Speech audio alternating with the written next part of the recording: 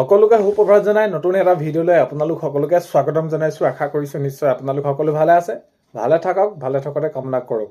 আজি হৈছে 11 ফেব্ৰুৱাৰী। আজি ৰাতিপুৱাৰ কেইটামান খবৰ আপোনালোকলৈ লৈ আহিছো। আপোনালোকে ভিডিঅ'টো শেষৰলৈকে চাব বুলি আশা কৰিছো। শেষত আপোনালোকে ভিডিঅ'টো চাই আপোনালোকৰ মতামত কমেণ্টৰ জৰিয়তে লিখিব। আৰু এইখিনিতে আপোনালোকক এটা অনুৰোধ কৰিম, চেনেলটোলৈ যদি আপোনালোক নতুনকৈ আহিছে ছাবস্ক্ৰাইব কৰাৰ লগতে কাষতে থকা বেল আইকনটো প্ৰেছ কৰি অল কৰি থব, যাতে নতুন এটা ভিডিঅ' দিয়াৰ লগে লগে আপোনালোকে আগতীয়াকৈ চাবলৈ পায়।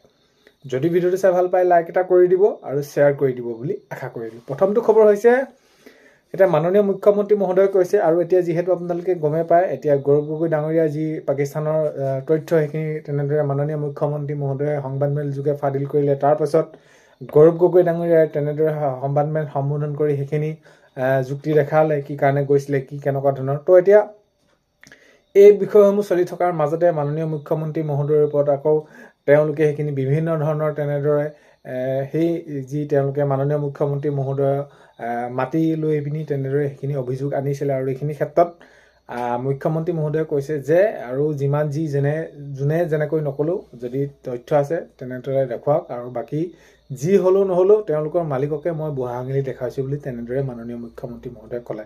অৰ্থাৎ ৰাহুল গান্ধী ডাঙৰীয়া কথা তেনেদৰে কৈছে মাননীয় মুখ্যমন্ত্ৰী মহোদয়ে, যে কৈছে যে মই তেওঁকে বুঢ়া আঙুলি দেখাইছোঁ, এনেকৈ মাননীয় মুখ্যমন্ত্ৰী মহোদয়ে কৈছে। তো সেইখিনি তেনেদৰে এইবিলাক এতিয়া আনজনে ইজনক কটাক্ষবিলাক চলি আছে। আগন্তুক আৰু 26ৰ নিৰ্বাচনো যিমানে দিন ওচৰ চাপিছেহি, এনেধৰণৰ ৰাজনীতিক কিছুমান খবৰ আৰু ইজনে আনজনক কৰা কটাক্ষবিলাক বহুত বেছি তেনেদৰে এইকেইদিন হৈ পৰিছে। নেক্সট খবৰ আছে, আমচু বুলিও কিবা এটা আছে নেকি? তো আমচু মানেনো কি, এনেকুৱা ধৰণৰ মাননীয় মুখ্যমন্ত্ৰী মহোদয়ে তেওঁ মন্তব্য কৰি সুধিছে।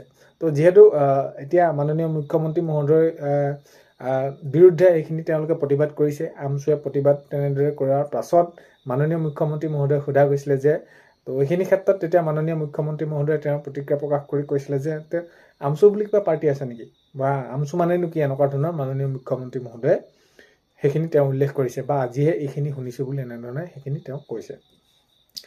নেক্সট খবৰ হৈছে, মোৰ যে বেনামী 12,000 বিঘা মাটিৰ তালিকাখন কংগ্ৰেছে আদালতত তেনেদৰে দাখিল কৰক বুলি তেনেদৰে মাননীয় মুখ্যমন্ত্ৰী মহোদয়ে কৈছে।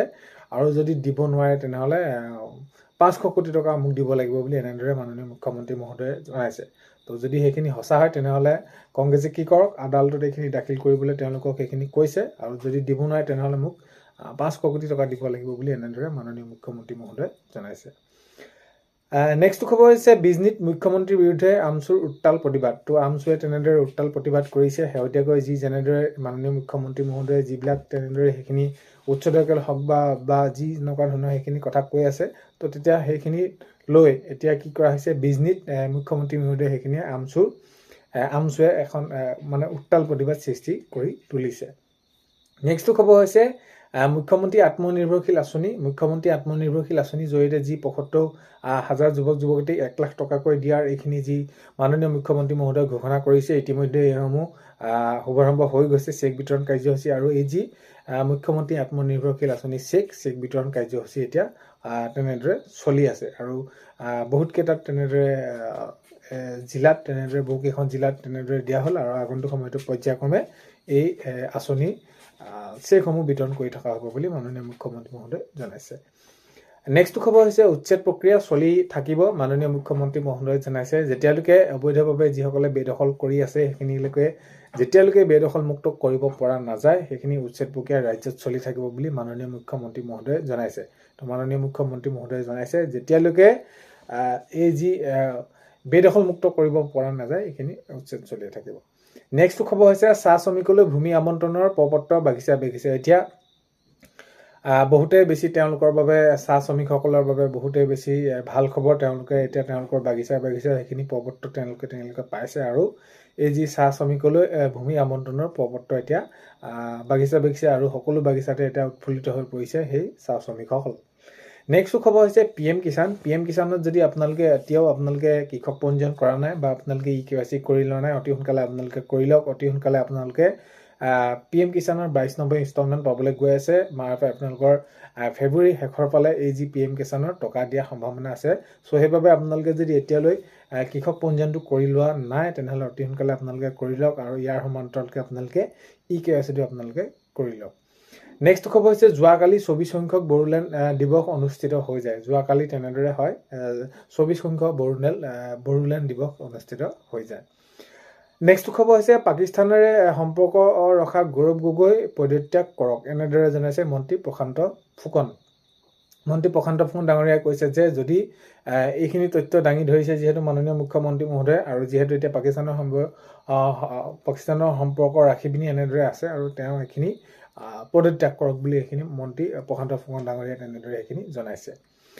নেক্সট খবৰ হৈছে 10 দিন কি কৰি আছিল প্ৰকৃততে, কিয় গৈছিল, এই সকলোখিনি তথ্য স্পষ্ট কৰিব লাগে, আৰু এইখিনি ক্ষেত্ৰত তেওঁ সেইখিনি যিহেতু মাননীয় মুখ্যমন্ত্ৰী মহোদয় দাঙি ধৰিছে প্ৰমাণ সহকাৰে, তো প্ৰকৃততে কিয় গৈছিল, কি কৰিছিল সেইখিনি ক্ষেত্ৰত স্পষ্ট কৰক, ক'ত কেনেকৈ আছিল।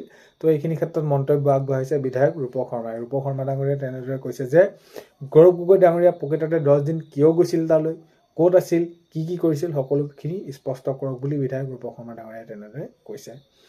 নেক্সট খবৰ হৈছে মৰাণৰ ৰাষ্ট্ৰীয় ঘাইপথত নিৰ্মাণ উত্তৰ পূৰ্বৰ প্ৰথমটো ELF। তো 14 তাৰিখে যিহেতু মাননীয় প্ৰধানমন্ত্ৰী ডাঙৰীয়া আহিব, প্ৰধানমন্ত্ৰী ডাঙৰীয়া সেইখিনি শুভাৰম্ভ কৰিব, আৰু এতিয়া দেখা গৈছে হয় উত্তৰ পূৰ্বৰ ভিতৰতে মৰাণত এইখিনি প্ৰথমটো ELF। তো এতিয়া প্ৰধানমন্ত্ৰী ডাঙৰীয়া 14 তাৰিখে আহি এইখিনি শুভাৰম্ভ কৰিব। 14 তাৰিখে প্ৰধানমন্ত্ৰী ডাঙৰীয়া আহিব।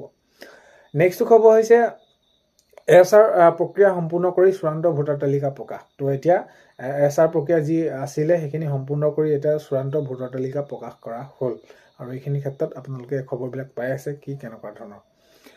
নেক্সট খবৰ হৈছে নিযুক্তিৰ ক্ষেত্ৰত মাননীয় মুখ্যমন্ত্ৰী মহোদয়ে জনাইছে যিহেতু এতিয়া প্ৰায় ভালে সংখ্যক 1.5 লাখতকৈ অধিক তেনেদৰে সেইখিনি নিবনুৱা যিসকল যুৱক যুৱতী আছিল তেওঁলোকে সেইখিনি নিযুক্তি পাইছে। অসম আৰক্ষী হওক, শিক্ষক হওক, স্বাস্থ্য বিভাগৰ য'ত যেনেদৰে, আৰু নিযুক্তি প্ৰক্ৰিয়া কেতিয়াও থমকি নৰয়, নিযুক্তি প্ৰক্ৰিয়া সেইখিনি হৈ থাকিব আগন্তুক সময়তো, আৰু বিভিন্ন বিভাগত সেইখিনি ক'ত কেনেদৰে আছে সেইখিনিৰ ওপৰত নিৰ্ভৰ কৰি আগন্তুক সময়তো বিজ্ঞাপন তেনেদৰে দিয়া হ'ব বুলি মাননীয় মুখ্যমন্ত্ৰী মহোদয় জনাইছে। নেক্সট খবৰ হৈছে আপোনালোকে যদি চৰকাৰী ঘৰৰ বাবে আবেদন কৰিছিলে তেনেহ'লে বহুত এটা আপোনালোকৰ বাবে বহুত বেছি ভাল খবৰ হয়।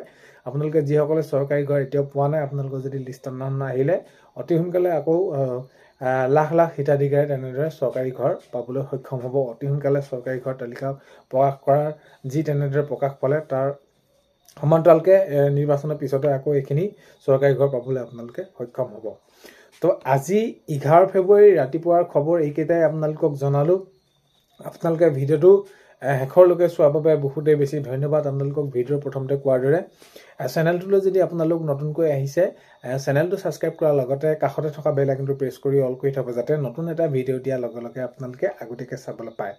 যদি ভিডিঅ'টো চাই আজি ভাল পালে তেনেহ'লে লাইক এটা কৰি দিব আৰু শ্বেয়াৰ কৰি দিব বুলি আশা কৰিলোঁ, আৰু আগন্তুক সময়ত আপোনালোকক নতুন খবৰ জনাই যাবলৈ চেষ্টা কৰিম, আৰু আপোনালোকে ভিডিঅ'বিলাকত বহুত বেছি মৰম দিছে তাৰ বাবে অশেষ ধন্যবাদ।